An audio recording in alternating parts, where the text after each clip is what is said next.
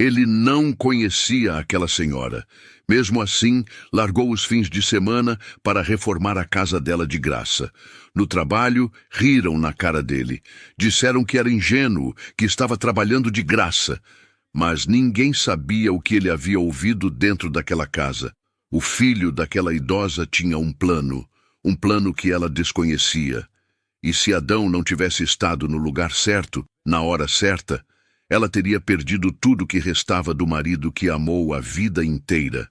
O que esse pedreiro fez a seguir, ninguém esperava, nem o filho, nem ela. Se você gosta de ver a justiça sendo feita, aperta o curtir agora, porque esse vídeo vai te lembrar que gente boa ainda existe, e isso merece ser espalhado. Adão tinha 41 anos, e o tipo de vida que passa despercebida. Não porque fosse insignificante, mas porque as pessoas ao redor dele haviam decidido faz tempo que ele não merecia atenção. Pedreiro desde os 17, ele carregava nas costas mais do que cimento e tijolo. Carregava anos de silêncio, de salário atrasado, de risada alheia. O patrão se chamava Cláudio. Dono de uma pequena construtora no interior do Paraná, Cláudio era o tipo de homem que sabia exatamente o quanto valia cada funcionário e tratava todos como se valessem menos. Com Adão, isso era ainda mais claro.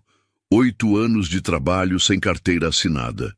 8 anos sem benefício, sem reconhecimento, sem um único gesto que dissesse: "Você importa aqui." Adão não reclamava. Não porque não soubesse da injustiça, mas porque havia aprendido que reclamar custava o emprego, e o emprego era o que mantinha a conta de luz paga e a geladeira com alguma coisa dentro. Então, ele chegava cedo, trabalhava bem e ia embora sem fazer barulho. Numa tarde de março, voltando a pé de um serviço, ele passou por uma rua tranquila de casas antigas. Foi o barulho que o parou, um rangido seco de plástico cedendo, e quando olhou para o lado, viu pelo portão entreaberto uma senhora idosa, em cima de um banco de plástico, esticando os braços para alcançar uma calha que havia soltado da parede. Ele entrou por instinto. Segurou o banco com as 2 mãos antes que tudo desmoronasse. A senhora gritou de susto, se agarrou à parede e depois ficou parada respirando fundo, olhando para aquele homem desconhecido que havia aparecido do nada. "Ah, quase, hein?" ela disse com uma voz que tentava ser firme e saía levemente trêmula. "Quase." Ele concordou e encostou o banco no chão com cuidado. O nome dela era Dona Beatriz, 72 anos, viúva há 9, aposentada com um salário mínimo. A casa era pequena, de 2 cômodos e um quintal estreito, e estava se desfazendo por dentro com a paciência silenciosa das coisas que ninguém conserta a tempo. Telhado com infiltração. Banheiro com um cano estourado que havia inundado o piso 2 meses atrás e nunca foi resolvido direito. Paredes com umidade subindo devagar, escurecendo a cal e soltando tinta em faixas largas. Adão percebeu tudo isso em menos de 5 minutos. Era o olho do ofício. A gente não aprende a desligar. Tomando o copo d'água que ela ofereceu, sentado numa cadeira na cozinha, ele ouviu a história. O marido, seu Arnaldo, havia prometido reformar a casa por anos. Trabalhou até o último dia de vida. Morreu de derrame com a lista de pendências ainda na cabeça. Os 2 filhos moravam fora, um em Curitiba, outro em São Paulo. Ligavam nas datas, não vinham. "Eu fui juntando material devagar", ela disse, levantando e abrindo a porta dos fundos para o quintal. Adão foi até a porta e olhou. Ali, cobertos por uma lona plástica amarrada com cuidado, havia tijolos empilhados com precisão, sacos de cimento identificados à caneta, telhas separadas por tamanho. 2 anos de aposentadoria convertidos em material de construção, organizados com a disciplina de quem aprendeu que só pode contar consigo mesmo. "Falta é mão de obra", ela disse sem drama, "e mão de obra custa o que eu não tenho." Adão ficou olhando para aquela lona por um momento. Pensou em dizer que conhecia alguém. Pensou em sugerir um serviço mais barato. No fim, não disse nada disso. Sábado eu venho, ele falou. Ela o olhou com uma desconfiança honesta. Por quanto? Por nada. O silêncio que veio depois era do tipo que precisa de tempo para ser respondido. Ela foi até a pia, lavou a xícara e disse sem virar: Eu faço almoço. Na obra de Cláudio, quando Adão comentou que usaria os fins de semana para ajudar uma viúva sem cobrar, a reação foi imediata. Primeiro veio a gargalhada de Tiago, o mestre de obras, que parou o galpão com a força de quem ri de um bom chiste. Depois vieram os outros, com aquela solidariedade fácil de quem ri para não ser o alvo. Vai trabalhar de graça no fim de semana e ainda vai pagar do próprio bolso, alguém disse. Esse aí é diferente, né não? E a frase teve aquele tom que não é elogio. Cláudio não riu. Só disse, sem levantar os olhos do papel que estava assinando: Não quero desculpa de cansaço na segunda. Adão não respondeu. Pegou a marmita, comeu, voltou ao trabalho. No sábado seguinte, estava na porta de Dona Beatriz, às 7:30 da manhã, com a caixa de ferramentas no ombro. A reforma começou pelo telhado, que era o mais urgente. Adão subiu, avaliou, e o que encontrou era pior do que parecia de baixo. 3 terças podres, 2 telhas quebradas mal posicionadas e uma calha inteira que havia virado canal invertido, jogando água para dentro em vez de para fora. Ele desceu, foi até a lista de material da lona e viu que Dona Beatriz havia comprado exatamente o que precisava, sem desperdício, sem erro. A mulher não entendia de obra, mas entendia de organização. Como a senhora sabia o que comprar? Ele perguntou. Meu marido deixou uma lista, ela respondeu, tirando um papel dobrado do caderno que ficava na estante da cozinha. Eu só fui comprando conforme o dinheiro ia. Adão olhou para a lista. A caligrafia era de um homem que havia passado anos pensando nessa reforma.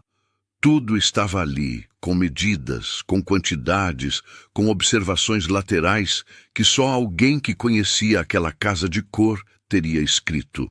Ele dobrou o papel, devolveu e foi trabalhar sem mais conversa. O dia passou no ritmo bom de quem está fazendo algo que faz sentido.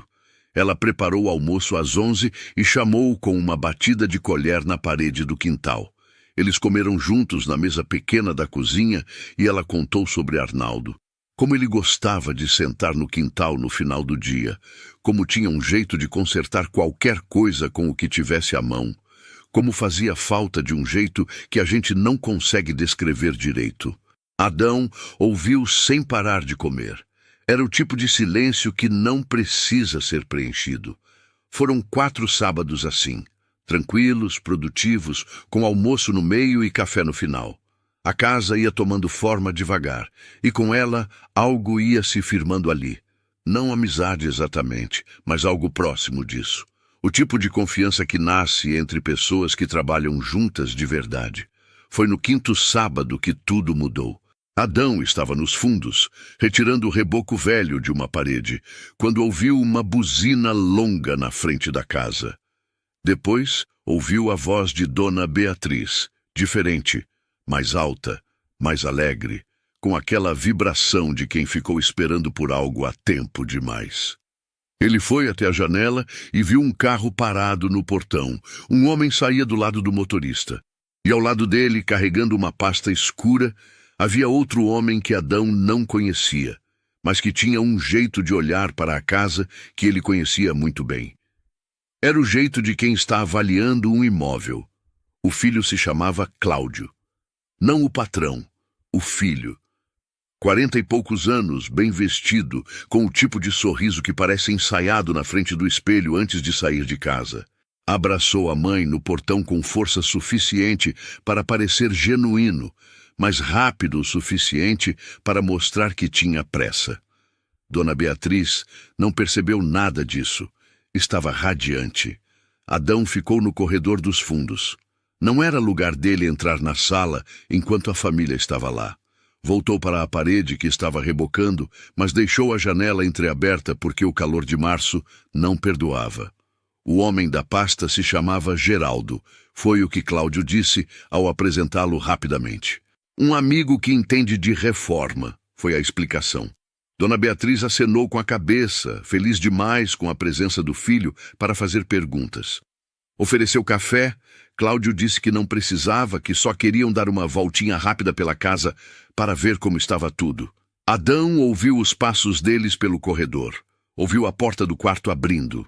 Ouviu Geraldo comentando sobre o pé direito, sobre a largura do corredor, sobre a janela lateral que pegava sol da tarde. Eram observações técnicas demais para alguém que havia sido apresentado como amigo. Depois, os passos foram para o quintal. Adão parou o que estava fazendo. Não dava para ver, mas dava para ouvir.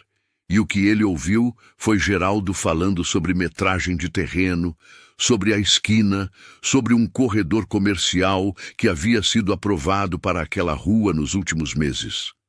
Falou com a naturalidade de alguém que já havia estudado aquele endereço antes de chegar.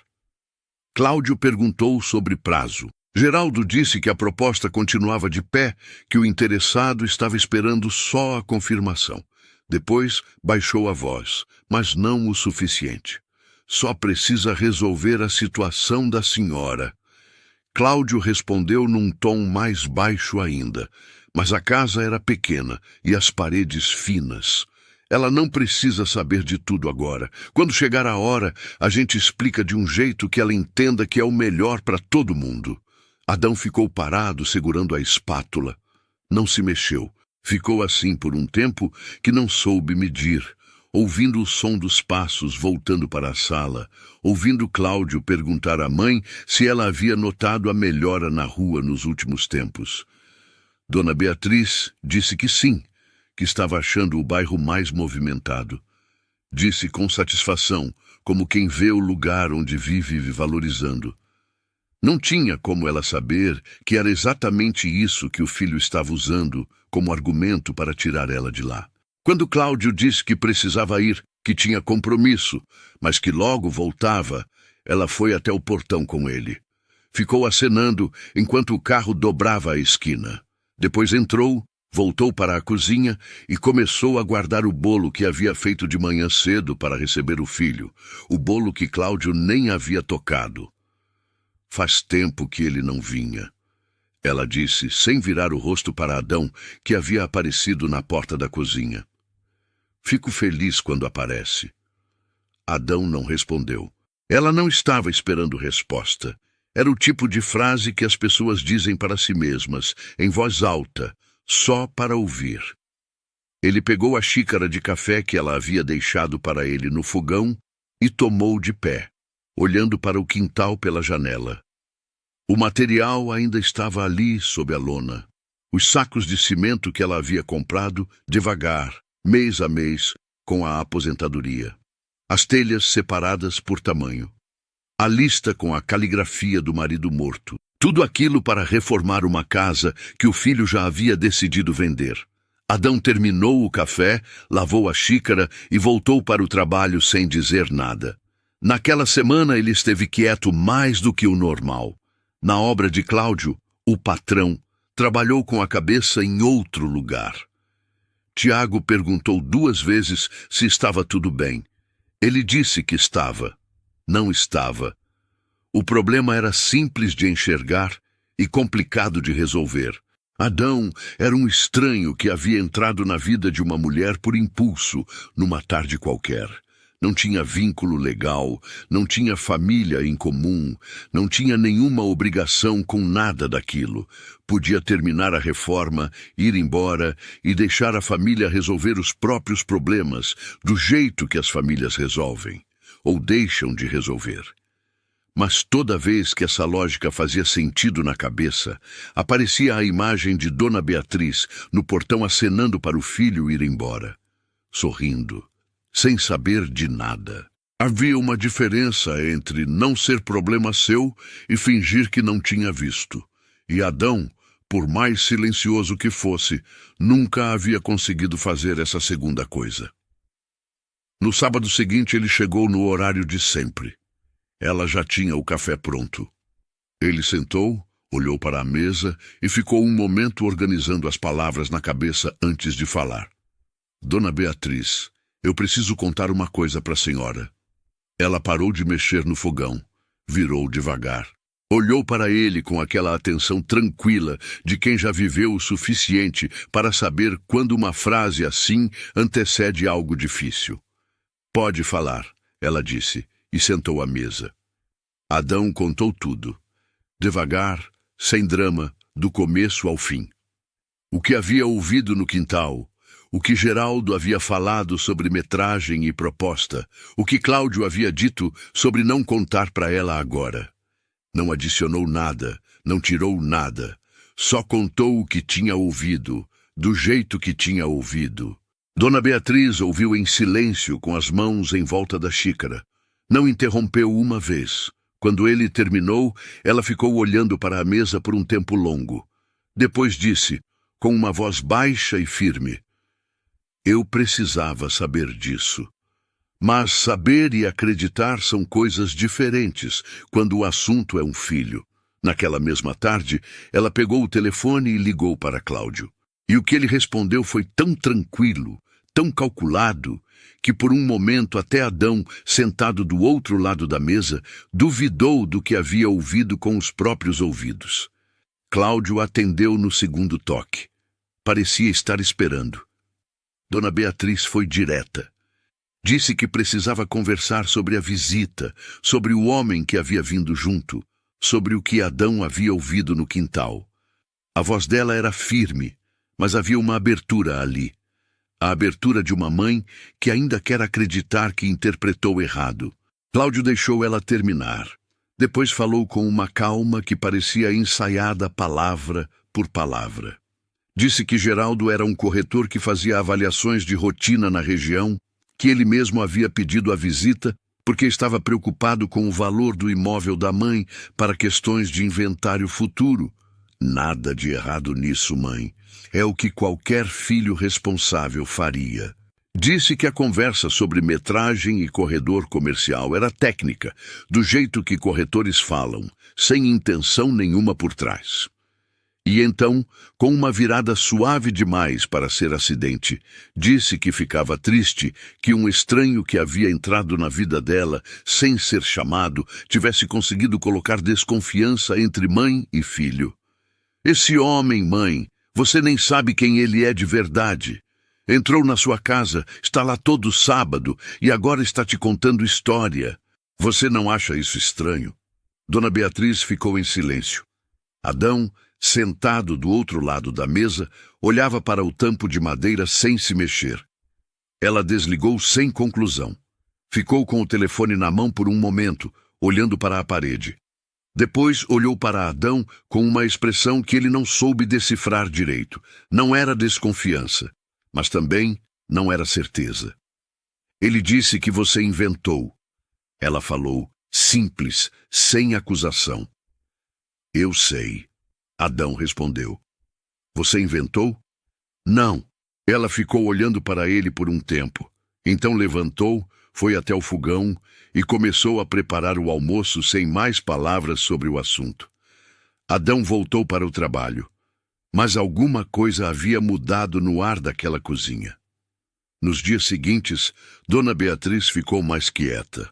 Não fria, não desconfiada, apenas carregando um peso que não sabia bem onde colocar. Adão percebia isso nos detalhes. O caderno ficava mais tempo fechado. Ela demorava mais para chamar para o almoço. Havia pausas no meio das conversas onde antes não havia. Ele entendia. Era difícil receber uma informação daquele tamanho sobre um filho e simplesmente engolir. A cabeça da gente vai e vem, busca outra explicação, tenta encontrar uma versão menos dura da história. Era humano. Era o que qualquer mãe faria. O problema era que, enquanto ela ia e vinha, Cláudio não ficava parado. Na quarta-feira daquela semana, Adão estava passando pela rua a caminho da obra quando viu o carro do filho estacionado na frente da casa de Dona Beatriz. No meio da semana, sem aviso. Ele parou na calçada por um segundo, olhou para o relógio e continuou andando. Não era hora de chegar sem ser chamado, mas aquela imagem ficou com ele o dia inteiro. No sábado, quando chegou, Dona Beatriz estava mais tranquila. Disse que Cláudio havia passado para tomar um café, que eles haviam conversado, que o filho estava bem. Disse isso com o cuidado de quem está tentando fechar um assunto. Adão deixou fechar. Serviu o café, pegou as ferramentas, foi trabalhar. Estava rebocando a parede do quarto quando ouviu o portão. Passos no corredor. Cláudio apareceu na porta do quarto sem bater, como quem entra num lugar que já considera seu. "Posso falar com você?"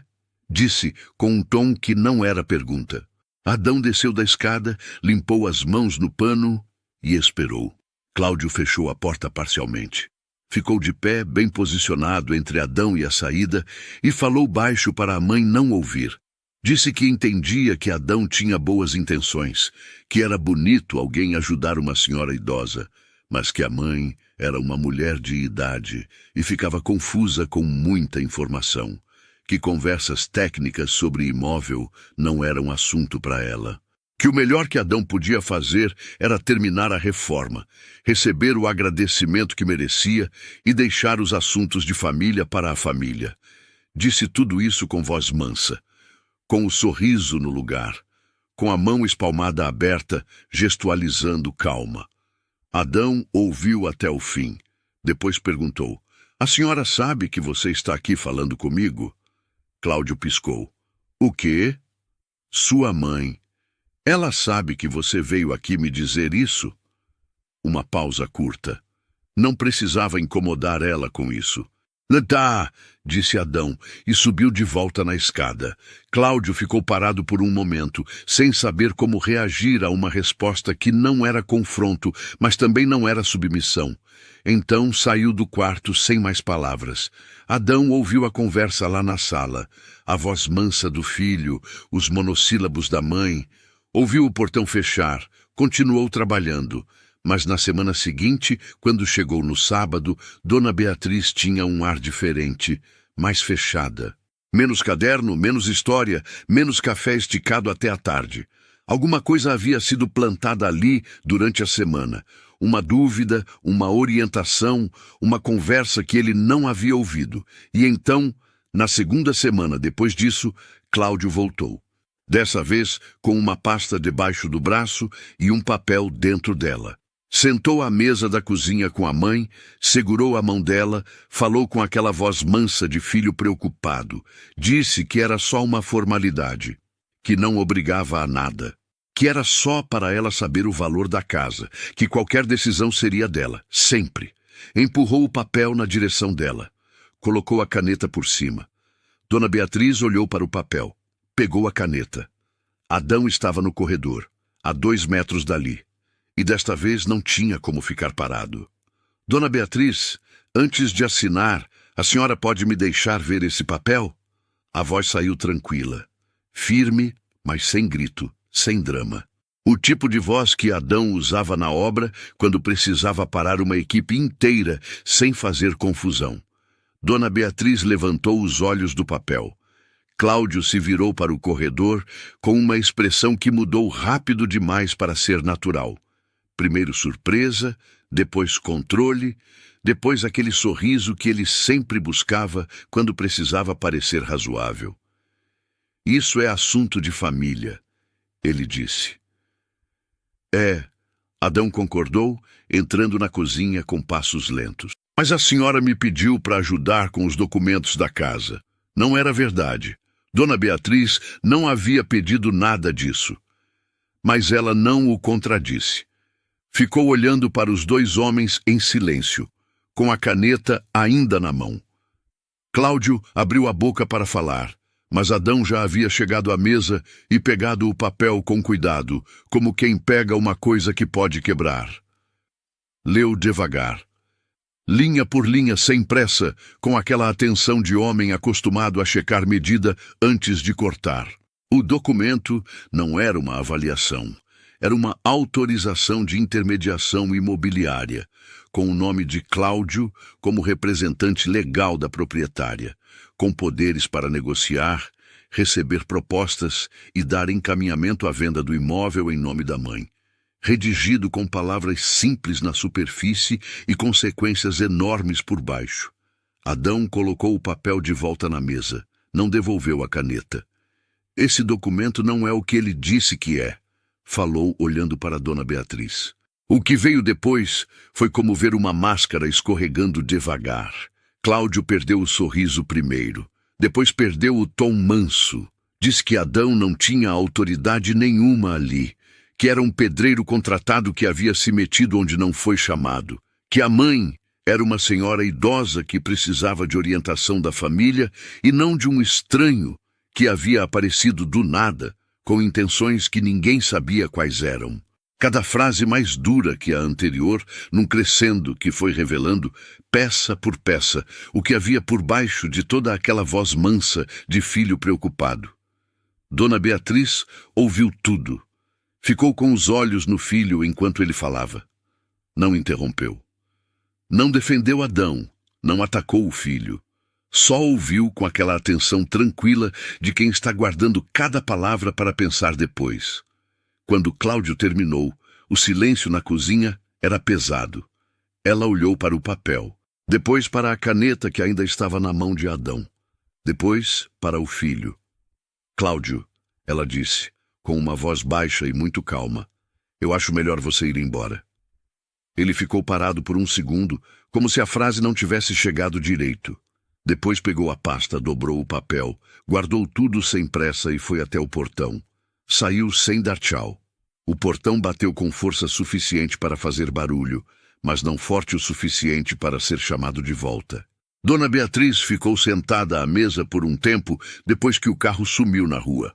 Adão ficou de pé no corredor, sem saber se devia falar ou sair. Então ela levantou, foi até a estante, pegou o caderno, abriu numa página em branco. Me conta de novo o que estava escrito nesse papel. Quero anotar tudo. Adão puxou a cadeira e sentou. Ela anotou tudo com a letra miúda e caprichada de sempre. O nome do documento, o que ele autorizava, o que aquilo significava na prática. Adão explicou devagar, sem juridiquês, do jeito que explicaria para qualquer pessoa que precisasse entender uma coisa importante sem rodeio. Ela ouvia, anotava, fazia pergunta quando não entendia. Quando terminou, fechou o caderno, colocou a caneta dentro e ficou olhando para a capa por um momento. Eu preciso conversar com alguém que entenda disso, ela disse. Eu sei de um lugar, respondeu Adão. Na semana seguinte, numa manhã de terça-feira, os dois foram juntos até um escritório de assistência jurídica no centro da cidade. Uma sala pequena, cadeiras de plástico na entrada, um cartaz na parede com informações sobre direitos do idoso. Dona Beatriz levou o caderno. Adão levou o número que havia anotado numa folha dobrada no bolso. A advogada que os atendeu se chamava Doutora Sandra, jovem, direta, com o tipo de atenção que não precisava de formalidade para ser respeitosa. Ouviu tudo, leu as anotações do caderno, fez algumas perguntas curtas e objetivas. Depois fechou o bloco de notas e foi igualmente direta. Enquanto a senhora for viva e estiver bem, nenhuma negociação sobre esse imóvel tem validade sem a sua assinatura pessoal. Esse documento que tentaram fazer a senhora assinar teria dado ao seu filho poder de agir como se fosse você. Mas ele não assinou. Então, não vale nada. Dona Beatriz ouviu. Ficou quieta por um momento. A casa é minha, ela disse mais para si do que para a advogada. A casa é sua, confirmou a doutora Sandra, e continua sendo enquanto você quiser. No caminho de volta, os dois andaram em silêncio por um trecho. Adão ia ao lado, um passo atrás, como sempre fazia quando estava num lugar que não era a obra. Numa esquina, Dona Beatriz parou e olhou para ele. Por que você fez isso tudo? Ele pensou por um momento. Não era uma pergunta que tinha resposta pronta, porque a senhora estava reformando uma casa que ia ser vendida sem que a senhora soubesse, ele disse. Isso não me pareceu certo. Ela ficou olhando para ele por um tempo. Então virou e continuou andando. Vamos tomar um café antes de voltar, ela disse. Tem uma padaria aqui na frente que faz pão de queijo bom. Adão seguiu.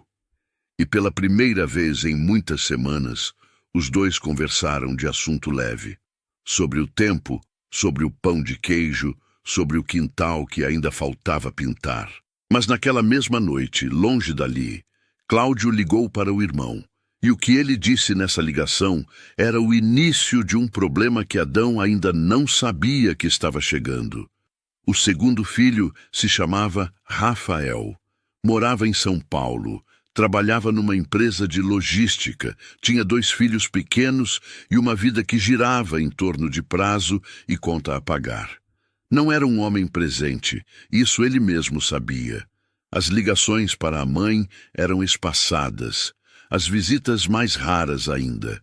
Não era maldade, era aquela distância que vai se instalando devagar quando a vida aperta e a gente vai empurrando o que parece poder esperar. Quando Cláudio ligou, Rafael estava jantando. Ouviu o irmão falar por quase 10 minutos sem interromper. A versão que chegou pelo telefone era a de um filho preocupado com a mãe que havia se apegado a um estranho, que este estranho havia criado confusão na família, que a mãe estava sendo influenciada e precisava de apoio. Rafael desligou, ficou olhando para o prato por um momento e então ligou direto para a mãe. Dona Beatriz atendeu. Contou tudo do jeito dela, sem drama, sem acusação, com a mesma objetividade com que havia anotado tudo no caderno. Rafael ouviu. Quando ela terminou, ele ficou em silêncio por alguns segundos. Mãe, você tem certeza do que está falando? Tenho o documento anotado aqui na minha frente, ela respondeu. Outro silêncio. Eu vou aí no fim de semana, ele disse. Quando Adão chegou no sábado seguinte e viu um carro desconhecido na frente da casa, o estômago apertou. Bateu no portão com o ritmo de sempre. Dona Beatriz abriu com um sorriso, mas havia uma tensão diferente no ombro dela, aquele tipo de postura de quem está segurando muita coisa ao mesmo tempo. Na sala, Rafael estava sentado na cadeira de braço que havia sido do pai.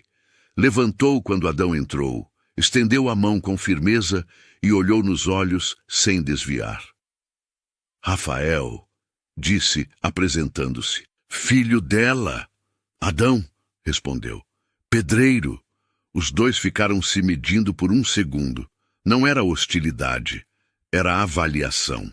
Rafael havia chegado sem saber direito o que ia encontrar, e o que havia encontrado era um homem simples, com roupas de trabalho e caixa de ferramenta no ombro, que não desviou o olhar e não tentou explicar nada antes de ser perguntado.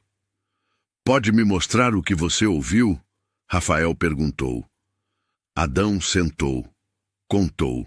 Desta vez, com Dona Beatriz do lado, que abriu o caderno na página certa e foi confirmando cada ponto enquanto ele falava. Rafael ouviu sem interromper, com a testa franzida e os cotovelos nos joelhos, na postura de quem está processando algo que não queria ter que processar. Quando terminou, Rafael ficou em silêncio por um tempo longo. Depois olhou para a mãe. Por que você não me ligou antes? Porque eu não sabia se você ia acreditar. Ela disse simplesmente. A frase ficou no ar.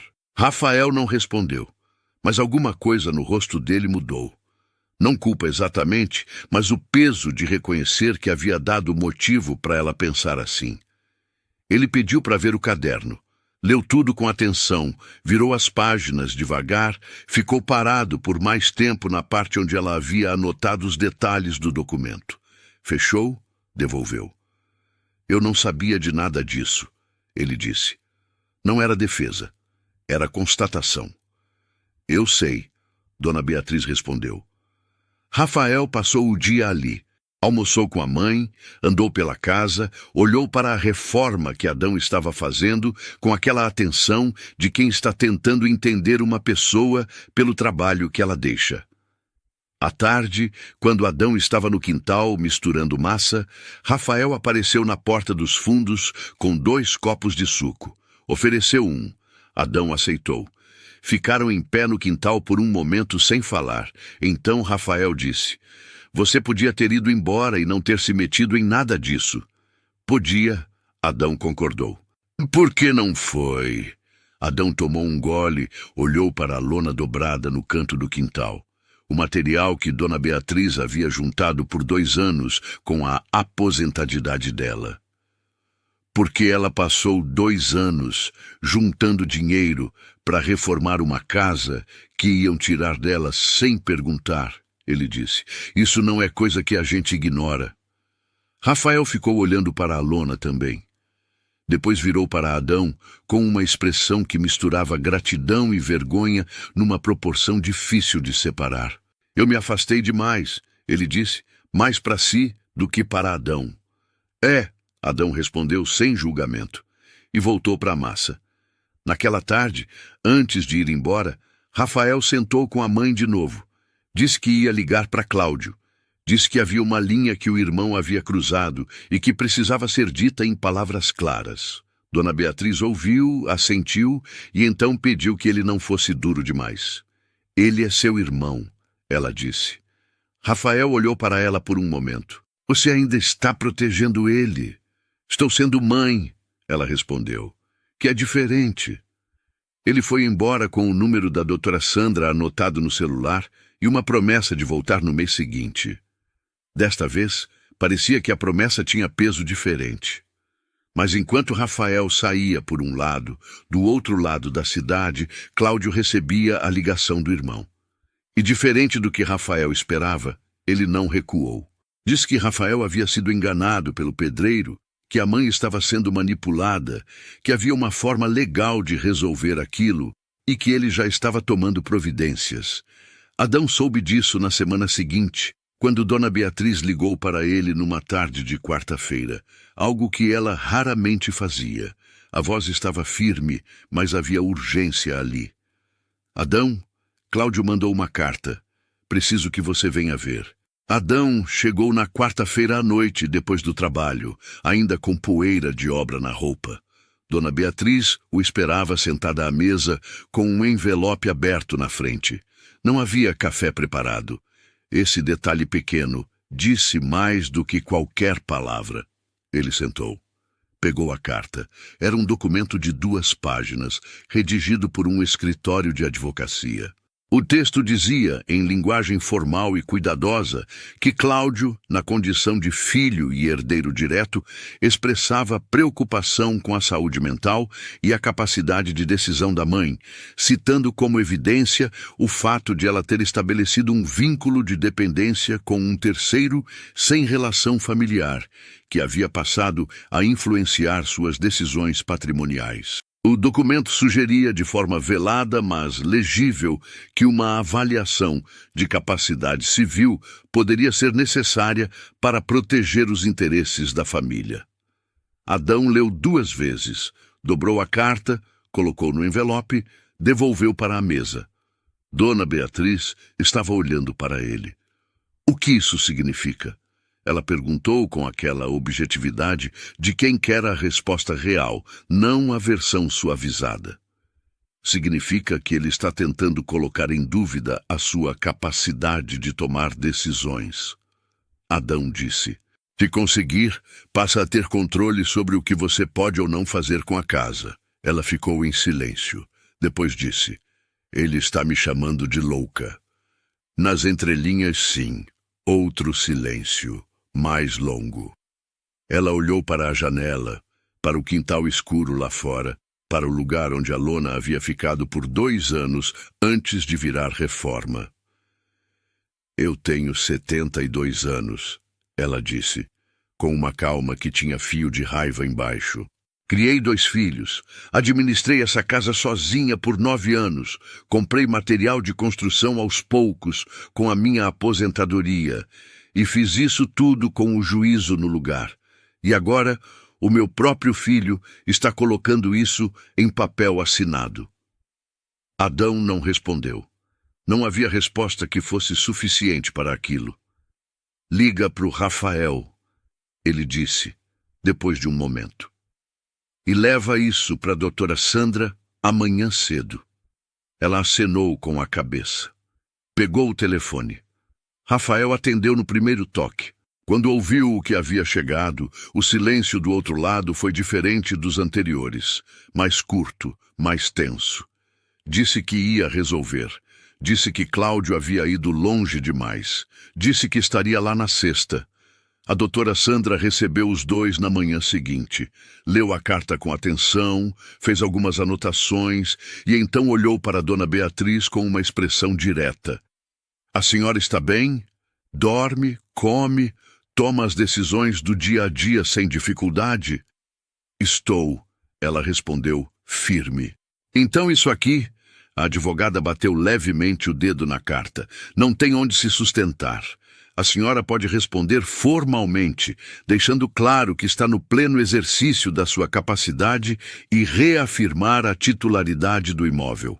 Além disso, recomendo que a senhora registre em cartório uma declaração de vontade sobre o imóvel, simples, barata, e cria um registro oficial de que a senhora está lúcida e ciente das suas escolhas. Quando posso fazer isso? Dona Beatriz perguntou. Hoje à tarde, se quiser. Fizeram naquela mesma tarde. Saíram do cartório com uma cópia autenticada e Dona Beatriz guardou no caderno entre as páginas com as anotações do documento e o número da advogada. Na sexta, Rafael chegou. Sentou com a mãe, leu tudo, ficou em silêncio por um bom tempo. Depois ligou para Cláudio na frente dela. E pela primeira vez, os dois irmãos tiveram a conversa que haviam evitado por semanas. Adão estava no quintal pintando o muro. Ouvia os fragmentos chegarem pela janela aberta. A voz de Rafael mais alta do que o normal. O silêncio onde devia estar a resposta do irmão. O tom que foi baixando conforme a conversa foi se esgotando. Não era uma reconciliação. Era uma fronteira sendo desenhada. Quando Rafael saiu para o quintal, parecia mais velho do que havia chegado. Ele disse que estava tentando proteger a família. Rafael falou, sem ironia, apenas cansado. Eu sei que ele acredita nisso. Adão respondeu sem parar de pintar. Você acha que acredita mesmo? Adão pensou por um momento. Acho que é mais fácil acreditar que está protegendo do que admitir que está tirando vantagem. A gente tem uma capacidade grande de se convencer da versão que dói menos. Rafael ficou olhando para o muro recém-pintado. E agora? Agora a casa está registrada no nome dela, com declaração no cartório. Ele pode tentar o que quiser, mas não tem mais caminho legal fácil. Adão mergulhou o rolo na bandeja. O resto é com a família de vocês. Rafael assentiu. Ficou mais um tempo no quintal sem falar. Depois voltou para dentro. Cláudio não apareceu naquele fim de semana. Nem no seguinte. A carta havia sido o movimento mais ousado que ele tinha. E quando encontrou resistência organizada, recuou. Não com pedido de desculpa, apenas com silêncio. O tipo de silêncio que não é paz, é ausência. Dona Beatriz continuou a semana com o caderno aberto na mesa, anotando cada passo daquele processo como havia anotado cada tijolo da reforma. Na última página usada, havia escrito a data da declaração no cartório, e abaixo uma frase curta. A casa continua minha. Adão viu aquilo quando ela mostrou, numa tarde de sol, com o quintal finalmente pintado e o telhado sem uma gota de infiltração. Leu, devolveu o caderno, tomou o café que ela havia preparado. A reforma estava quase no fim. Faltava o acabamento da fachada, a pintura externa e uma última demão no corredor. Mais 2 sábados, talvez 3. E então, numa segunda-feira comum, o celular de Adão tocou com um número que ele não reconhecia. Do outro lado, uma voz que ele nunca havia ouvido disse o nome dele, como quem já sabia muito sobre quem estava ligando. E o que aquele homem propôs mudou tudo o que Adão havia planejado para os próximos meses. O homem do telefone se chamava Nelson Faria. dono de uma construtora de médio porte na cidade vizinha, tinha começado como pedreiro aos 18 anos e não havia esquecido disso. Soube da história de Adão por caminhos que as histórias honestas costumam percorrer. Alguém contou para alguém, que contou para outro. Numa cidade pequena, um homem que passa os fins de semana reformando a casa de uma viúva sem cobrar nada e ainda enfrenta o filho dela para protegê-la, não passa despercebido por muito tempo. Nelson foi direto. Disse que tinha uma equipe e precisava de alguém para liderá-la. Carteira assinada, salário fixo, plano de saúde e a chance de crescer dentro da empresa. Perguntou se Adão tinha interesse em conversar. Adão ficou em silêncio por alguns segundos. "Quando o senhor quer se encontrar?"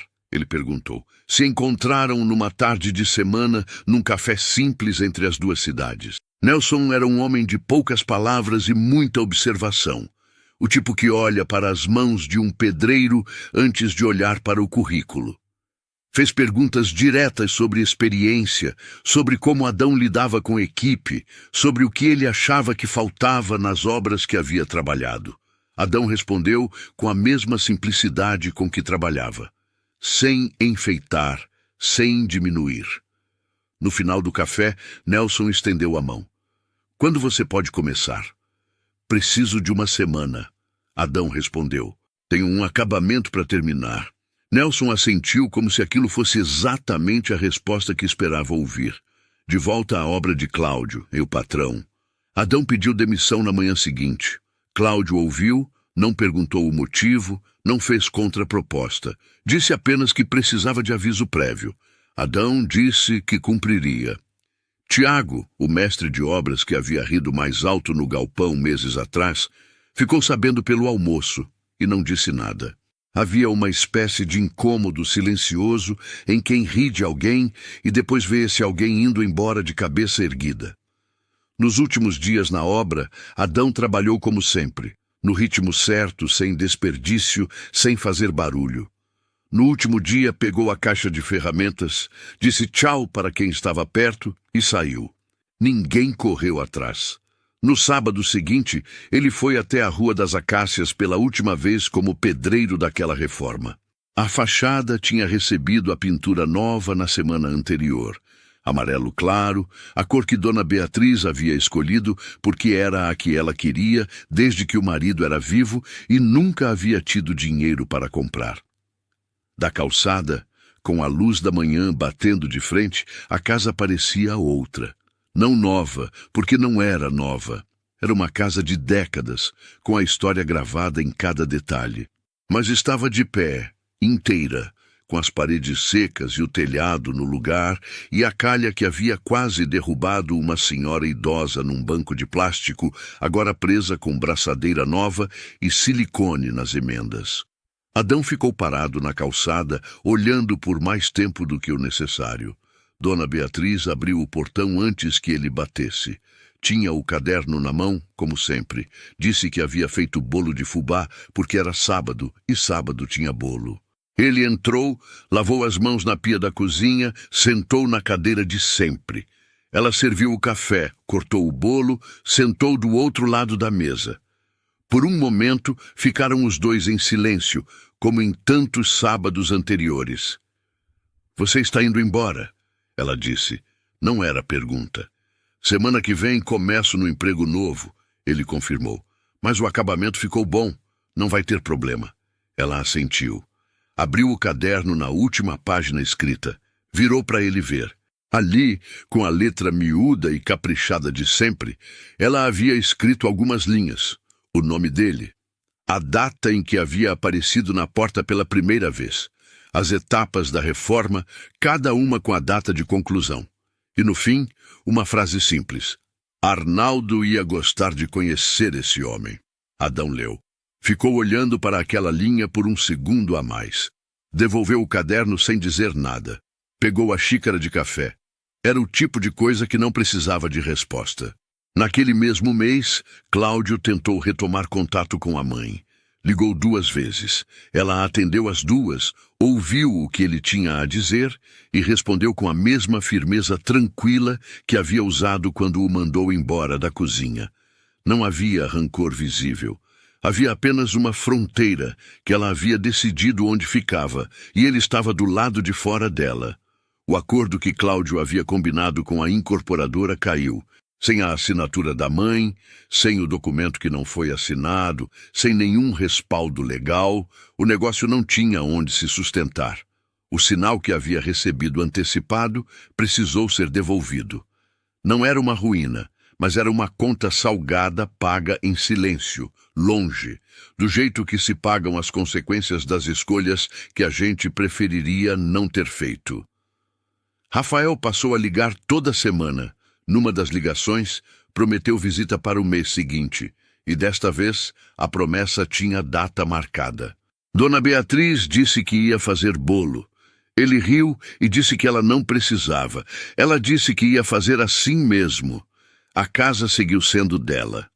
O quintal voltou a ter cadeira no fim do dia, como nos tempos de Arnaldo.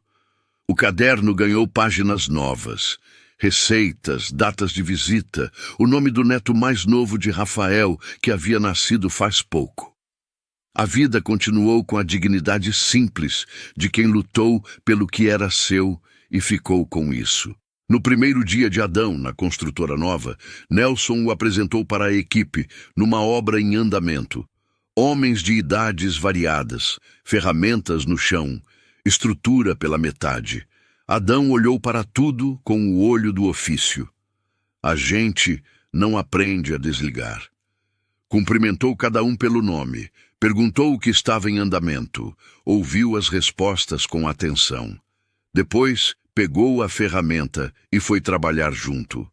Às vezes, a vida não muda com um gesto grande. Muda com um homem que entra num portão por instinto numa tarde qualquer, segura um banco antes que caia e decide, semanas depois, que há coisas que a gente não finge não ter visto.